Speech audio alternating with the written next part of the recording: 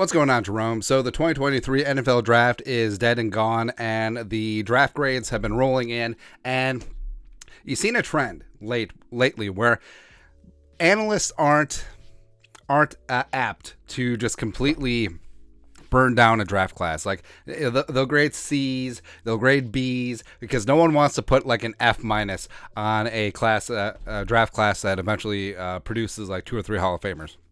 It's kind of rough, right? But the Vikings came into the draft, 5 draft picks, ended up with Addison Blackman, Ward, Jaquelin Roy, Jaron Hall, as well as Dwayne McBride. So overall, pretty damn good. Also got a future 5th rounder out of some wheeling and dealing from Kwesi. So I think in general, Vikings fans, they could have said, like, well, wish they would have gone defense early, but we get it, and Addison is going to be a playmaker. So overall, pretty damn happy with how things went, right? But apparently not. So NFL.com, Eric Edholm, the lead draft writer over there. Now, I respect Eric's work a lot. Used to be at Yahoo.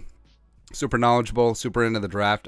So he did up his 2023 NFL Draft class rankings. Eagles, Texans, Colts, Seahawks. Top the board of grades in the A range. Congratulations. But the Vikings are the worst. Let's dive on in. So Vikings ranked 32nd. Grade D+, total pick 6. Addison Blackman, Jay Ward, Jaquelin, Jaron, all the J's, man, and also Dwayne McBride. So let's dive on to what Eric had to say here. The Vikings pulled a minor surprise, but hardly a shock. Rude.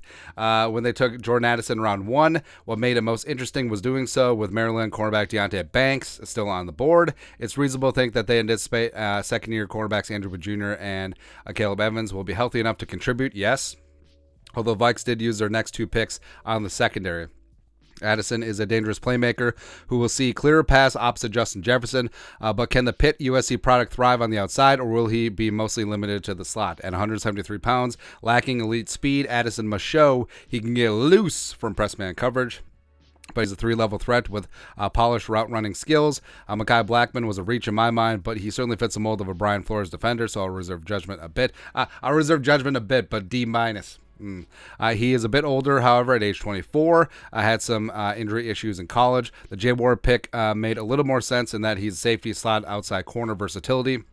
It is a bit cleaner of evaluation from a health standpoint. Jaquelin Roy is a strong, stout defender with the ability to contribute in a rotation, but his lack of twitch likely keeps him off the field in obvious passing situations. Okay. The Vikings were expected to be in on quarterback, so the Jaron Hall selection wasn't surprising. He also operated in a system with some pro concepts and has the smarts, moxie, and athleticism to make it. This all seems relatively positive. But Hall is already 25 years old, injury-prone, and lacks high-end arm talent. I disagree on the arm. So Kirk Cousins is in the last year of his contract. Hall doesn't exactly present a clear succession plan. Minnesota's final pick was by far my favorite, considering where the Vikings got Dwayne McBride. He absolutely has the tackle-breaking skill and surprising wiggle to be a first and second down standout, even while it's obvious his ball security, 9 fumbles on 525 carries at UAB. And third down ability, 5 catches on 10 targets in 30 career games are well below average. So all of that, even though he was pretty complimentary about Addison, a couple question marks, sure.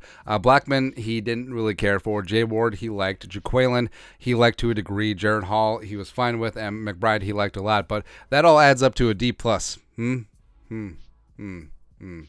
Okay, well, I guess I will give Edholm credit where he's not a coward in that everyone is an A or a B, and like the worst class is a C, like some draft grades have been floating out there. But, I mean, the Vikings ended up behind teams that didn't even have a first or second round pick. Like the Dolphins had 4 selections, the Niners didn't draft until the 3rd round, and one of the picks they took a kicker. But I want to see, like, so the Bucks are down bad. Yeah, that's expected. But where is... All right, so the Rams, again, no first-round pick. They took Stetson Bennett in the 4th freaking round, so sure. Yeah, but Broncos at 26. I want to see where the Packers and the stupid Lions ended up. Commies, Chiefs, whatever. Cowboys at 23. Wow, so he was really in. Saints, okay. Sure. The Jets, sure. Panthers at 20. Wow. Tennessee Titans. Wow, we're going all the way up. The Chargers? No way. I don't believe it. The Raiders. The Browns at 16. Again, a team that didn't have a first or second round pick is middle of the pack, but they're way ahead of the Vikings. Sure. DeWad Jones doesn't even want to play football. Whatever. Again, whatever. Patriots at 15. Wow. The Bengals at 14. Wow. Hold on. Unless I missed them, the Ravens at 13. Giants at 12. All right, so the rest of the division is going to be in the top 10. Wow. Falcons.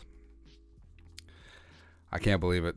So the Packers make the top 10 at number 10.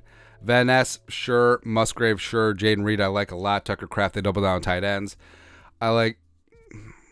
Who's going to be the difference maker? I see a lot of solid players. I like Carl Brooks in the 6th. I like Anthony Johnson in the 7th, but I don't know, like, who are you writing home about? Not really anyone. Lions ended up at 9, looks like. All right, so yeah, the Lions got cooked because they took a running back and an off-ball linebacker at 12 and 18. And they had all that draft capital, and that's what they come away with, sure. Laporta, I like. Branch, I love. Hendon Hooker could be the guy down the line, sure. Broderick Martin coming out of Western Kentucky, yes. But 9? No.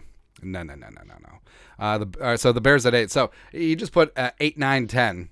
8, 9, 10, the Bears, Lions, and Packers, respectively, and then the Vikings at 32. Okay. You keep telling me that the national media bias ain't real, man. But the Bears, they reached on right, sure. They should have taken just Jalen Carter straight up. I like that they doubled down in the trenches. Stevenson is a stud.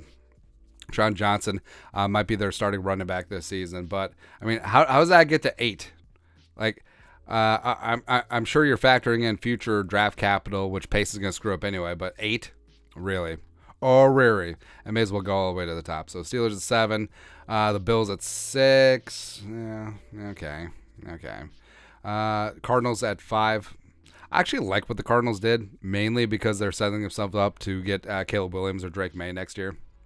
That's exactly what they did. They're going to tank this year. Seahawks.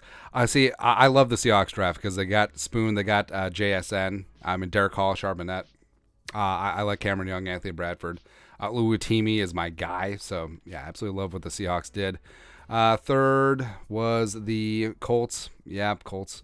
I like Richardson. They got a bunch of dudes there. Texans, even though it seemed like they gave up a lot for Anderson, think of it as if they're trading up for Stroud. Scruggs, I like, maybe a little bit overdrafted in the second round. Tank Dell is really good. 2-2. Jarrett Patterson is nice depth. So yeah, overall pretty good.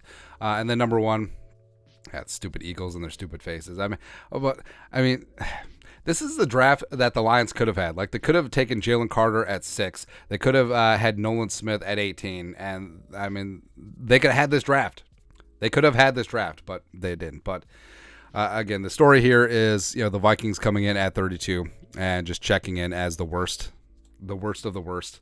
And not even redeemable. Okay, but again, it's weird because it's almost like he gave the Vikings a D+ because he had to be different and someone has to be on the bottom. But everything that he writes about is glowing, except he dinged Addison, is like, doesn't know if he could play outside, Blackman's injury issues, and that's really about it.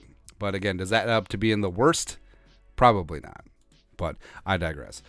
Your thoughts are thoughts. NFL.com draft analyst Eric Edholm ranks the Vikings a D+ grade for the 2023 class. The worst in the National Football League. Let us know your thoughts and our thoughts in the comment section below. Subscribe for daily Vikings takes. Want to support the work? Put a little something in the Venmo. But till next time, Skol, production value.